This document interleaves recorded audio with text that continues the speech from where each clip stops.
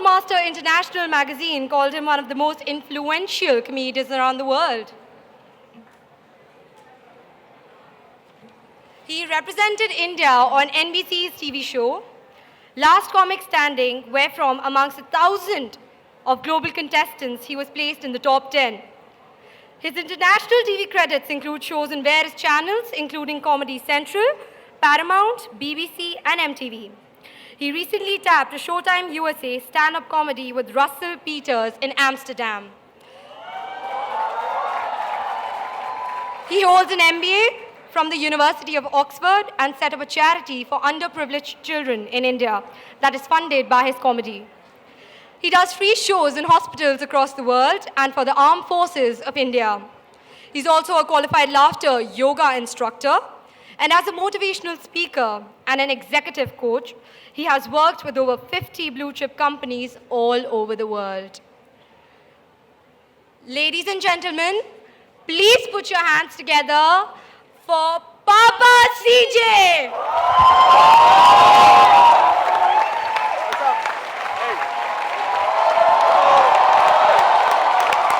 All right, SRCC, what's up? Okay, let me first start by saying I'm absolutely thrilled to be here, and I'm here for two reasons. Firstly, the guys at Josh Talks, this is the second time they've called me. I know we have come here to supposedly inspire you guys, but here's a bunch of young guys who get together and for no money, they organize these talks, getting people from all over the country, from all over the world to come and speak to guys like you. Huge round of applause for them. Their website is joshtalks.org. Check them out, hashtag them in whatever you're posting. And the second reason I'm here is I was told that this is a charity event. Apparently, we're trying to raise money so we can buy some new and different t-shirts for the members of Enactus.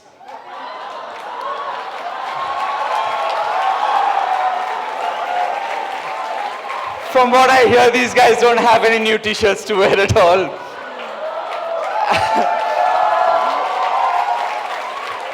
And I also want to say I'm really pleased that I was introduced by the lovely lady here and not PC Jain, because I do not...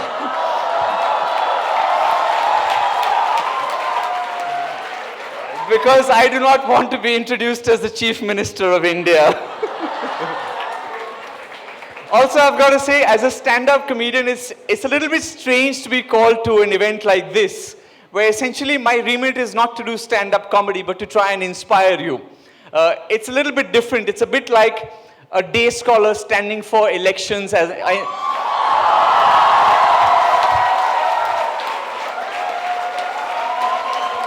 a part of the hostel panel.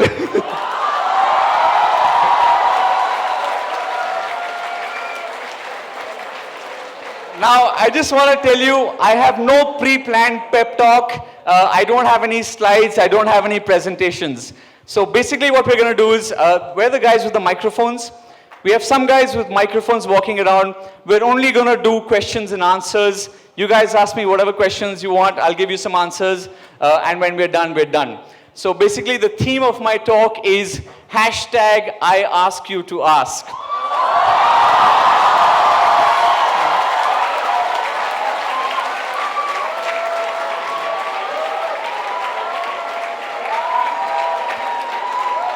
And for the people who are going to ask questions, raise your hand. Somebody will show you a microphone. And I just want to tell you, I am not in a street play in the dramatic society. So please don't call me sir. All right, just call me CJ or Papa CJ, right? Where are the people with the microphone? Where are the guys who have the microphones? Just come in the front. Also, before I start, I just want to ask the girls at SRCC, how's my hair looking? Is it good? You know what? I'm really glad you guys cheered, because when I walked in, my hair was actually tied. But then I met a guy outside called Abhay, and he said, you should really open your hair. You look fantastic.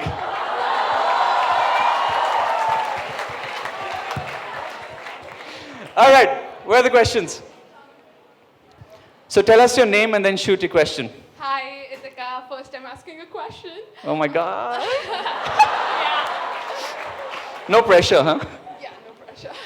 So just to get things rolling, why do you have Papa in front of your name? Like, why? Do you want every girl to think of you as her daddy or something?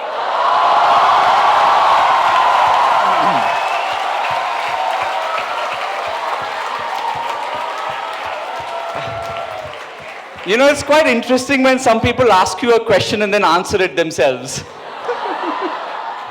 Actually, the thing is, I started doing stand-up in the UK, in London, and I think I can tell you why it works in hindsight. It's easy to remember, it's a brand, it's memorable, but subconsciously, I think when I started doing stand-up in the UK, there was a lot of racism as well, and people looked at Indians in a certain way.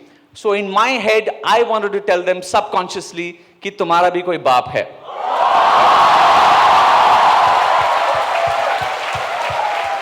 So that's why. And since this was your first question, here's a lollipop for you. Can somebody pass this down to her? This is Alpenliebe getting full value of their sponsorship.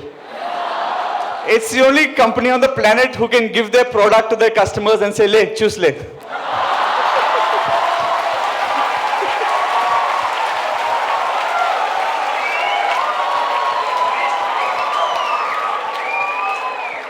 All right, who's next? I would like to ask you what inspired you to become a comedian after doing MBA? A couple of things. So there's a positive side and there's a negative side. The negative side is my job sucked, right? I did not enjoy being a management consultant in London. It was boring as hell.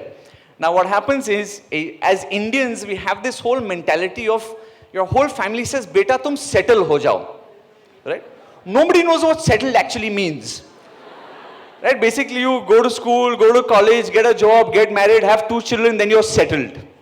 Right? We don't have this concept of follow your heart. Right? We don't have this thing of a gap year. So what I did was, after I took a loan to do my MBA, I took 4 years to pay that off. And once I paid that off, as far as I was concerned, I was free. I was on my own time. So I took a year off. And in that year off, I did lots of different things. I trekked up to Everest Base Camp. I set up some schools for underprivileged kids. I learned to fly paragliders. I played poker in Vegas. I went backpacking in Kerala.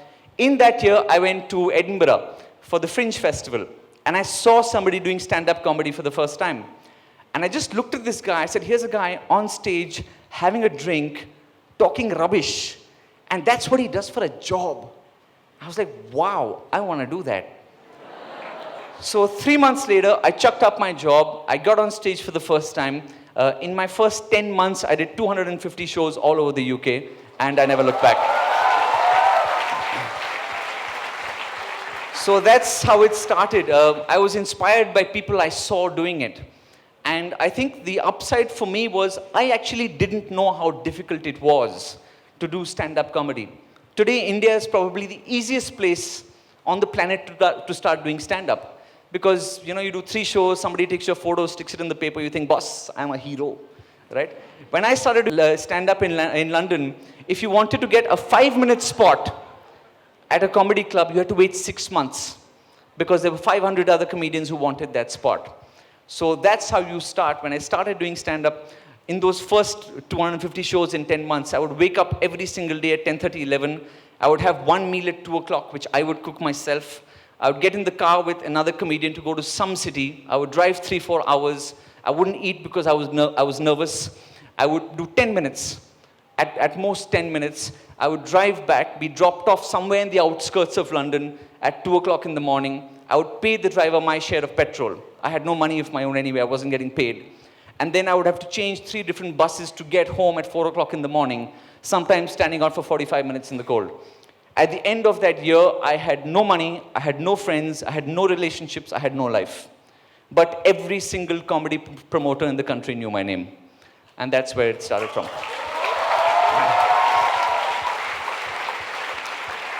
All right, who's next? Who is some gangster or what in college? Huh? He raised his hand, everyone's like, oh.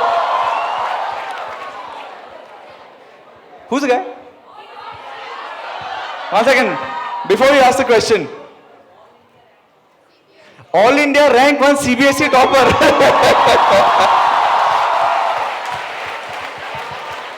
This better be an intelligent question, okay?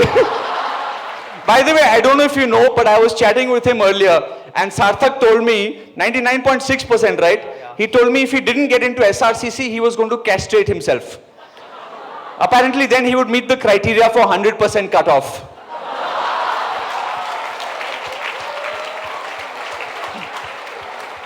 Go on, Sarthak. Yeah. You ask me a question, then I'll ask you a question. For the first time in my life, I'm worried about getting a question to me. So it's okay now, yeah. My question, I don't know would be intelligent or not, but I'd just like to say, whenever I hear the word stand-up comedy, I wonder where the term stand-up comes from, because stand-up has a very vulgar interpretation for me. So I don't know where does stand-up come from. So here is some advice for you, Mr. 99.6%.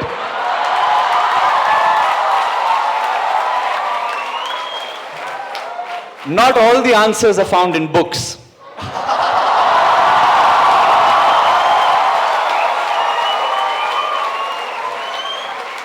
You should get out more often. Oh, by the way, when do you plan on getting on Facebook? Well, not yet. All right, who's next? Monica? ठीक है? Good. Hi. But just one second, pause before your question. What do you teach? E-commerce.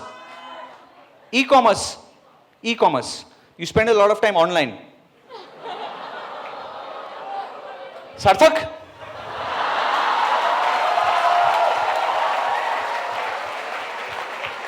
In the 99.6%, they did not teach him how to open a Facebook account. Give her a microphone, she's trying to say something. Even I am not Facebook. Even you're not on Facebook. And I am also from Faridabad, and Sarthak is also from Faridabad. Sarthak, I think you're taking my place for the coffee after this. Maybe after that, Monica ma'am will feel a little more settled. Do we see you do something like Kapil Sharma on TV or something like that, apart from stand-up comedy with us? Okay. So let me rephrase and ask you a question. Do you think they would allow somebody like me on TV? I mean, I don't even think they should allow him with his dirty, vulgar mind. Right? So, let me give you a serious answer to that question. It's actually a very good question. Let me give you a serious answer to that question. I think what happens a lot is often, you have to know what it is that works for you. For me, if you could take one word away from my entire session, that word would be passion. You have to figure out what it is that you are passionate about. Often we have peer pressure. Your own families will say, "Arey yaar, usko dekho, look at what he's doing. Arey, Kapil Sharma, he charges 50 lakhs for a show. He's on TV all over the place, you should do that." For me, that doesn't fly, because eventually, if you're not passionate about what you're doing, you will not be the best in the world at it, and you will get tired and you will get bored no matter what success you have. For me, my passion is live stand-up comedy. Right? I don't want to be in front of a TV camera giving you lines that I've prepared in advance. I want to be able to have this interaction, to be able to talk to Sarthak, to be able to throw a lollipop somewhere, to be able to get on stage and make jokes about the sponsor.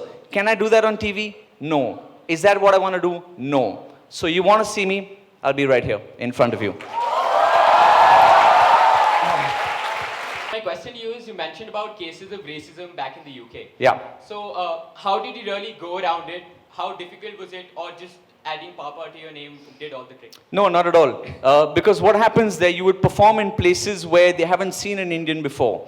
And the only Indian they've seen is the guy in the corner shop who they can make fun of. Right? When you get up there, when I perform abroad, I am very careful to project India in a positive light. Because I am very proud of being Indian. That is what I want to talk about. Right? So, it's like that whole thing about Ghar Ki Baat. I have no problem amongst us talking about internal issues, but outside I want to represent a certain face of India, because they've seen one face, I want to show them another. What I do is at a gig when I have a bunch of racist guys who are heckling me, I will let them heckle as much as they want. I will find the biggest, toughest guy and I will take him down. Because once you do that, the rest of the gang knows, you know what, this is not a guy we can mess with. And somehow, and I hope by doing that, the next time this guy's walking down the road and he sees an Indian guy and he thinks about coming up with some sarcastic comment, he thinks twice before doing that because there was another Indian guy who in front of his friends put him down. So. Job really needs something that, you always have to be cheerful. You always have to be happy when you're on stage, right? Yeah. So in your personal life as well, there must be times when, you're not feeling that cheerful or something. Yeah. But for example, something bad happened in the morning. Yeah. In the evening you have a show.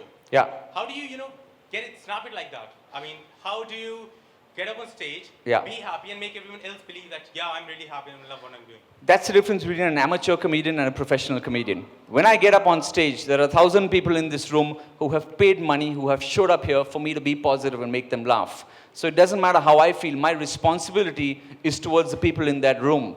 It's like a doctor who's gone for an operation. He could have a bad day, but he's saving a life there. If his day affects him saving that life, he should not be a doctor. The same thing with stand-up comedy.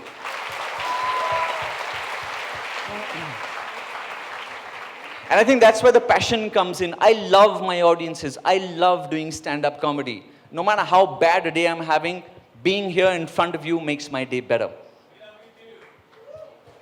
Thank you. You can love me too, but I'm still having coffee with Monica after this. But if you're asking about bad gigs, all comics have bad gigs. Okay, so here's your inspirational lesson for it. With stand-up comedy, we learn nothing from a good show.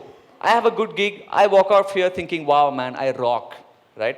But the problem is when I have a bad gig, like in our profession, we get feedback every 15 seconds. If you're not laughing every 15 seconds, I'm not doing my job well. So either I have to adapt and change instantly on the spot. And if I don't, then when I go back home, because there is nothing more terrifying than standing in front of you guys, trying to make you laugh and getting 5 minutes of silence. You really want to dig a hole and bury yourself in there. So if that happens, on my way back home, I have to think to myself, if I'm ever again in the same country, in front of the same audience with a similar profile, what can I do differently to make sure I don't go through that again? That is what makes you grow. So for stand-up comedy, failure is the only route to success. If you're not failing, you're not succeeding.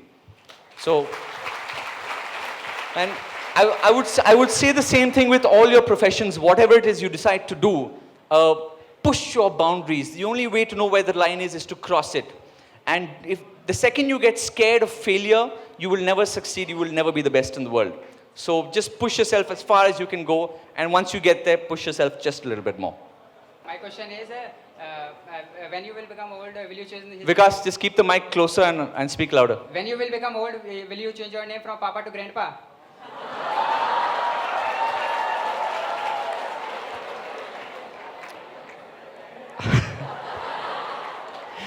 You see, now I'm thinking of a stand-up comedy response to put you down. But that would be rude. That depends what Mama has to say.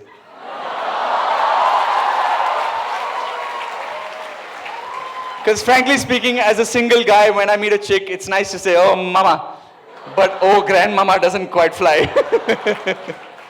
Papa CJ, there's a line called that Papa CJ had a show with Russell Peters. Yes. So when we gonna heard that Russell Peters want to have a show with Papa CJ, Yeah. his bop? I don't think I would say that because I respect him a lot. I will tell you something about Russell Peters. His comedy aside, he is one of the nicest, most large-hearted guys that I know. And I think that is a huge part of his success because today, 90% of people can do the job in most places. People will work with you because they want to work with you. Russell, fantastic guy. You sit with him backstage, it's like us having a chat here. He doesn't pretend to be some superstar. That Showtime special that we taped in Amsterdam, there were 24 comedians from all over the world. Russell Peters was hosting it. Of those 24 comedians, Russell got to pick 2 comedians from all over the world. I was one of the guys he picked to come. I was the only comic in Asia. So What I will say this, I would not stand here and call myself the Bap of Russell Peters. Give him the respect he deserves. He has worked for 23 years to become a global superstar, so I have a lot of respect for him. I won't go there. I want to ask that, is there any person who is your inspiration? Yes, there are 2 or 3 people. One, Russell, for being a really nice guy. Second, Sachin Tendulkar. What is fantastic about him, his greatest attributes for me are 2. One is his passion for the game. If you look at him, even till the day he retired, he was constantly trying to improve and get better. That is passion. He's not focused about everything else. And secondly, the humility. I think as a country, that's why we loved him so much, because he's a humble human being. So it's Sachin, it's Russell Peters. As comedians, I admire, if you haven't seen a guy called George Carlin, you must see him, absolute genius. Chris Rock for his stage presence and his persona. And there's a lot of comics who are not as famous, who have worked with, who are really nice guys who do good work. For me, that means a lot more than being somebody famous who isn't nice to people or does mediocre work. There's a comedian called Adam Hills. Have a look at him. One of the nicest guys I know. The only comic in the world I know where you walk out of his show and you feel warm and fuzzy and good about yourself. He's fantastic. There's a guy called Paul Provenza in the US. He organizes this show called The Set List, where comics get on. Robin Williams did that show. Comics get on. They don't have a list of what they're going to perform about. A random word comes on the screen at the back, and you have to do stand-up about that. These are people who go out there and actually promote the art form. They promote comedians. There's a guy called Jonathan Atherton, who works out of Singapore and Malaysia. He's 52 years old, maybe slightly older. He's been doing comedy for over 20 years. But he's a comedian's comedian. He encourages young guys. He helps them grow. For me, I respect people like that. I want to ask you, you follow your passion, as we all know, and it's very different as compared to other professions. Did your family supported you in every step? My family gave me all the support. I will give them full credit. Not a single time did they ever say, don't do that, go back to your job, do something else. Many years later, now they tell me, listen, we were of course worried. We thought, you'll do it for 6 months, it's a fad, it'll go away. But even though they felt that, not once did they ever tell me, CJ, don't do that. From their point of view, it was go for it.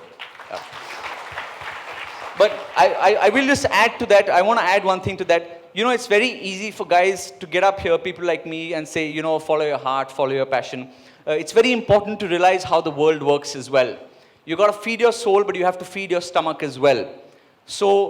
But the important difference to keep in mind, I went broke. A year and a half into stand-up, I was completely broke. I took up a job in recruitment. I got into executive coaching. But mentally in my head, I was doing stand-up comedy. And I was doing the job on the side. Often what happens is people say, yes, do the job. You can do this on the side. Keep in mind, your passion is what is in the center.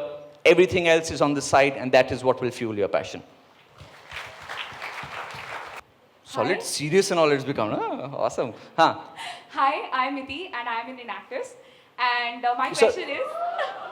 Let's see that t-shirt of yours. It's not in Actors, but I'll wear it one day. Oh my God, you're going to get fired. Okay, so my question is, have you ever had a heartbreak? Of course I have. Just tell us about it. What do you mean do? It was shit. Heartbreak isn't easy, but I think... So love is a strange thing, and it's a magical thing. I think what's really important is it's probably the best thing in the world. However, everyone gets their heart broken. The only thing I would say is I don't carry baggage, right? It's done.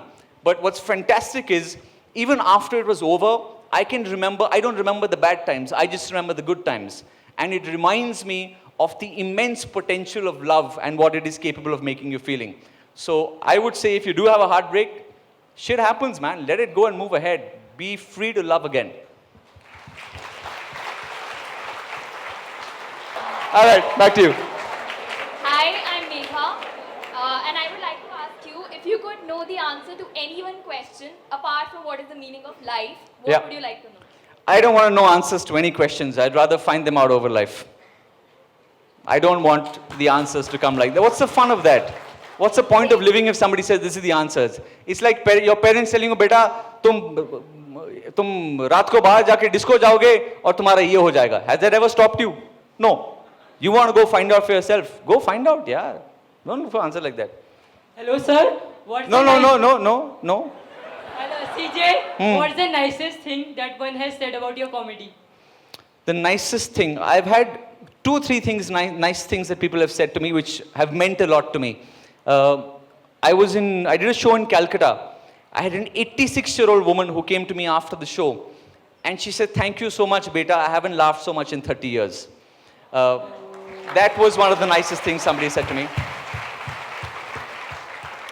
The other thing that happened was I did a show in Friends Club in Delhi and this girl came to me and she said, "If you don't mind, can I tell you something?" So I said, "Yes." She said, "You are like us only." You know? And I don't think she realized what a big compliment that was because stand-up comedians, we're not superstars. We are like you only, right? And it's very important for us to be able to stay on the ground and stay connected so that we can be like you and you can appreciate us. It's why I come here, I talk to people in the college, I find out about the things that matter to you, and I start by talking about that. And the third thing that really meant a lot to me, I was doing a show in a hospital in Singapore, and there was this guy whose son had been in coma for 25 days. He was paralyzed waist downwards. He didn't know if his son would wake up ever again. But for the 45 minutes that he was with me, he laughed. And you could see the tears in his eyes and the smile on his face. And I just stood there thinking, this is why I do stand-up comedy. CJ, hi, I'm Diksha. Diksha? So this is an inspirational one. We say that you are a stand-up comedian, so I'm not going to call you something as superficial as humorous or sarcastic. Yeah. I noticed that you have such confidence and passion in your personality. So part one, were you always like this? And part two, can you just tell us what it takes to develop a personality like that? That's all. Okay, so personality is not something you can buy in the shop, clearly. I'll give you the comedy answer to start with. Basically, confidence is like an orgasm. You can fake it, nobody knows. Right?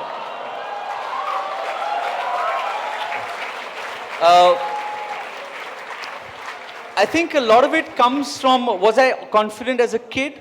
Not necessarily. I was shit scared of debating. I couldn't debate. I used to act in school plays and stuff like that. I think a lot of confidence comes from believing in your stuff and knowing what you do. I mean, today I don't have a presentation. Why do I not have a presentation? Because I do stand-up comedy. Anything you ask, I should be able to answer. I don't like watching presentations where there are 20 different slides and people are just saying, you know this. No, you should know this so you can talk about it. So I think whatever it is that you do, if you are passionate about it, if you love it, you will learn more about it, you will grow, and when somebody talks to you about that, you will be able to talk about it. Meet people, talk to them, you will learn so much just by interacting with people. You will learn a lot more from people you meet and talk to than anything you can learn in college or any other education program. And over the course of time, it'll just happen. So you want confidence, just talk to people, as many as you can, about any subject. And you'll become a lot more confident by listening more and talking less, because you'll learn and you'll grow. Hey CJ, I'm Vinay here and I have two questions to you. Go on. The first is, how you know so much about our college?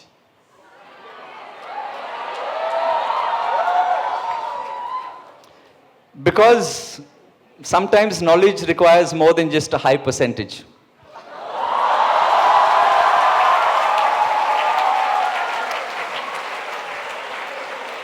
And because I do exactly what I was telling her, I talk to people and I listen.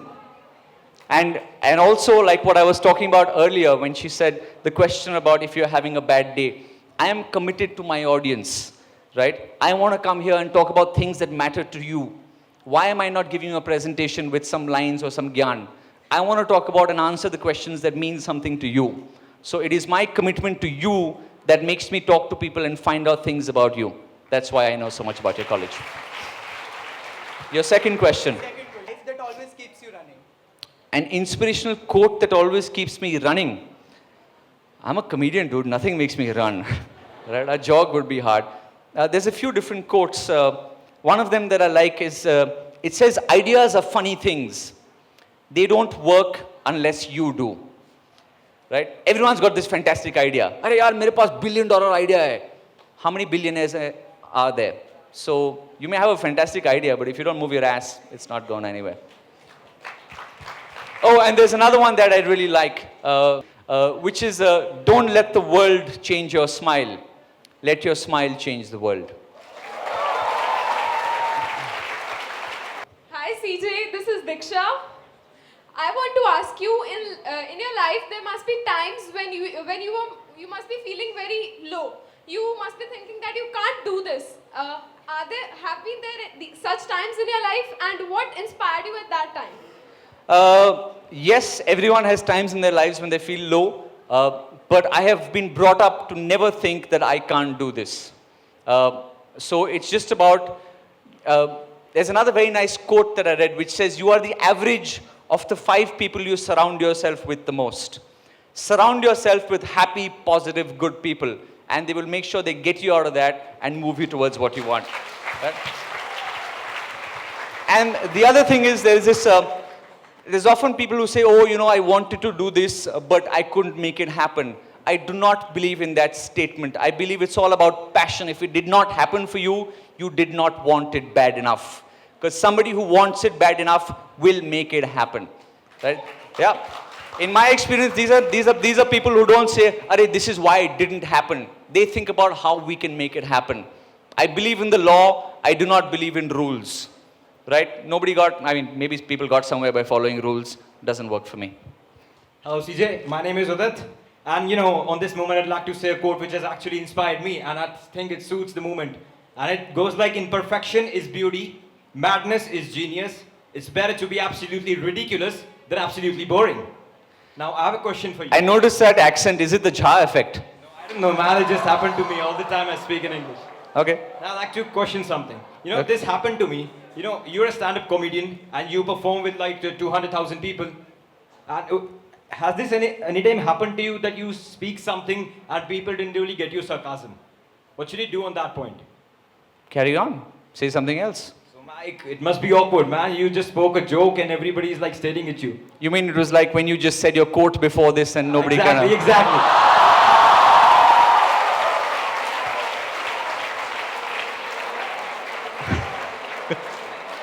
You know what? Well done for getting the sarcasm on that one. I do what you did. You said something which, I'm sorry, I'm being a little bit rude here, was very intelligent and aimed to impress. Ordinarily, you would expect a reaction on that. You didn't get that. What did you do? I was obviously like looking at fuck and, expecting some reaction. Exactly. So I do what you did. I just move on. Right. I'd like to come up and, shake hand with you. Can I? No. All right. I'm kidding, dude. We'll hang out afterwards. Let's get this session done. I promise. And I'll shake your hands afterwards. I'm going to see you after that. Yeah. But bring some hand sanitizer, right? Excellent. My question is, what is the weirdest fan moment you've ever had? What is the weirdest fan moment I've ever had? There was a girl in the US called Kate who saw me on Last Comic Standing, and she sent me a letter saying, can you please tell me something negative or bad about you? Because over the last 3 months, I have started having highly erotic dreams about you on a regular fashion. She said, I am 3 months pregnant and I want these dreams to go before my baby is born. So that was probably the strangest thing, but she sent me an email, her child was born, sent me photos of the child, and I think she does not have those erotic dreams anymore. But clearly in her head, she had Sarthak Agarwal's definition of stand-up comedy.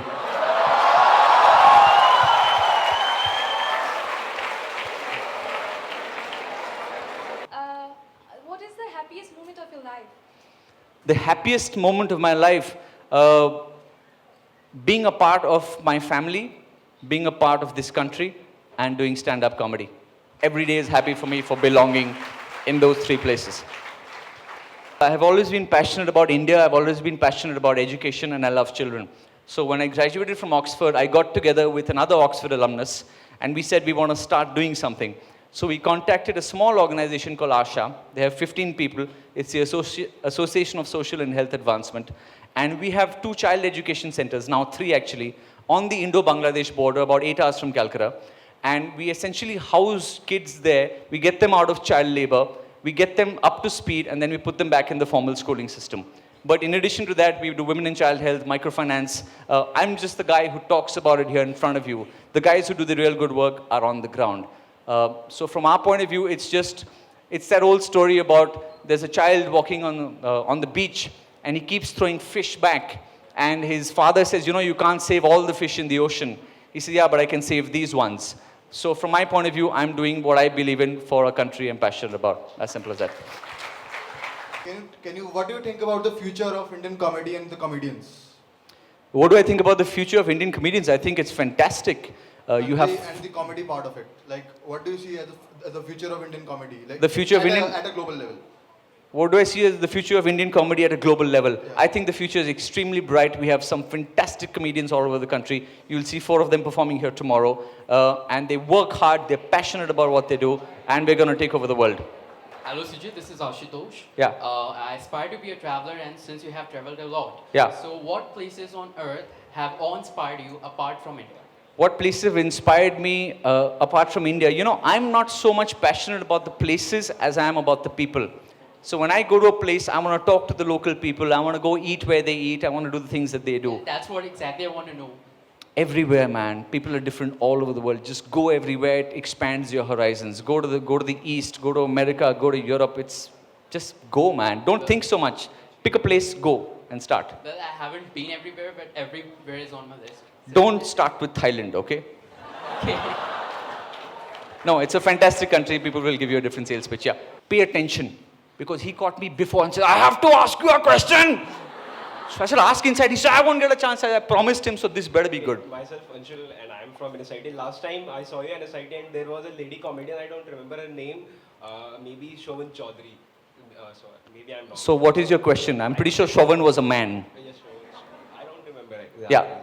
Your question? The lady said that she can crack a joke about everything. Yeah. Yeah. Are you sure that you can also do the same job? And second thing, you said that you can't define successful. What is successful or what is success? But can you define failure or every time whether you feel you're successful? Boss, success, very complicated question. Yeah, Guys are getting pissed off, right? Success, failure, same thing, boss. 2 sides of the coin. Forget about success, forget about failure. Remember passion, follow your heart, do what you love, the rest dekhi jayegi yaar. Right? Hi CJ, this is Shreya. And what's the best thing that a girl has ever told you? Because I wanted to say that you're really, really very cute and you're the cutest guy I've ever seen. See, Monica, that's how you open. I can tell you about the best thing a girl has ever done to me.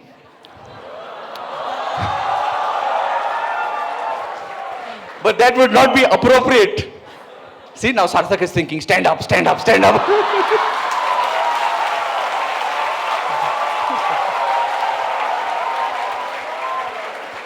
Hi CJ, how many times a week do you straighten your hair? Do I straighten my hair? Yeah. Not once. And how much time? मेरी माँ ने बहुत सीधे आदमी को जन्म दिया है. Like how much time did it take to grow this? To grow this, this is a strange question people ask. When did you grow your hair? This is not a plant, dude. I don't water it every morning. I didn't grow it, I just didn't cut it. Okay. I want to ask you, do you use beer shampoo for men's?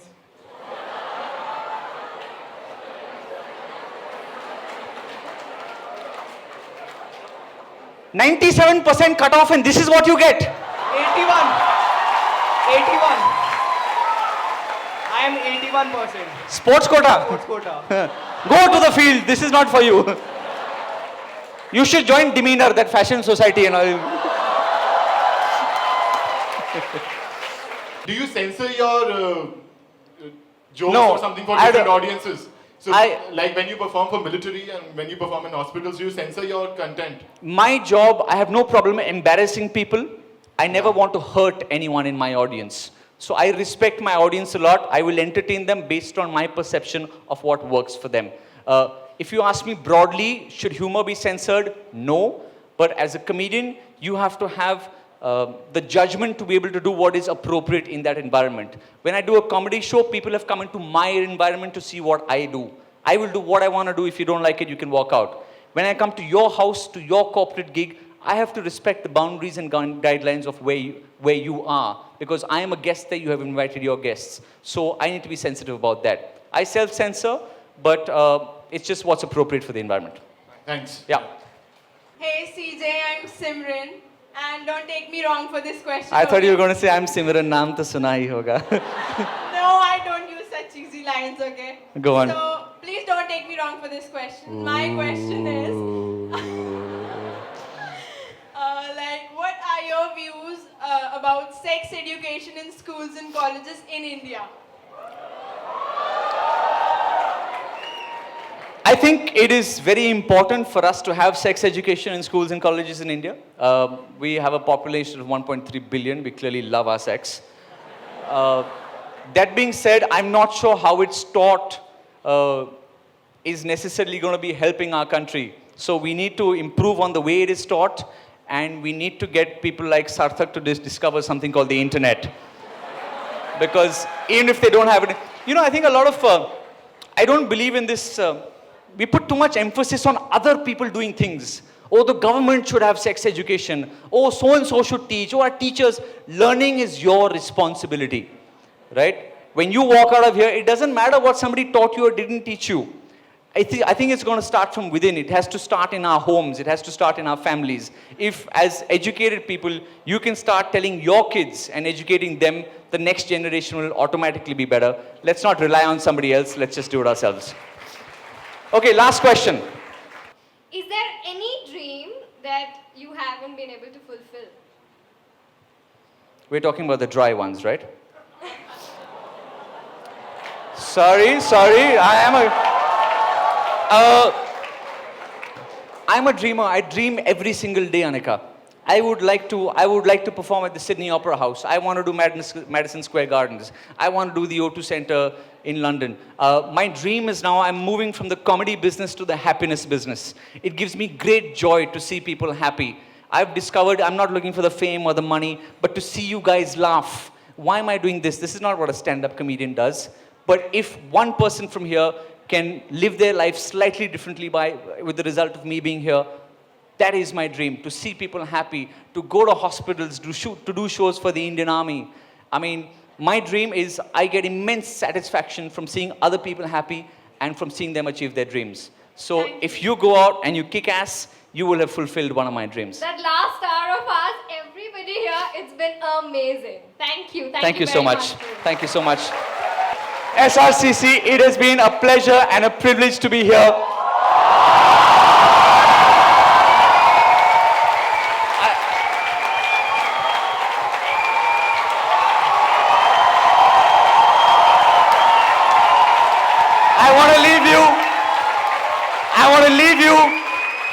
I want to leave you with something you have heard me say before 1,000 times. Be proud of being Indian, and anywhere in the world that you go, if anyone acts funny with you, tell them what I tell them. I come from the land of the Kama Sutra. I can fuck you in more ways than you can count. My name is Papa CJ. God bless you all. Have a good night.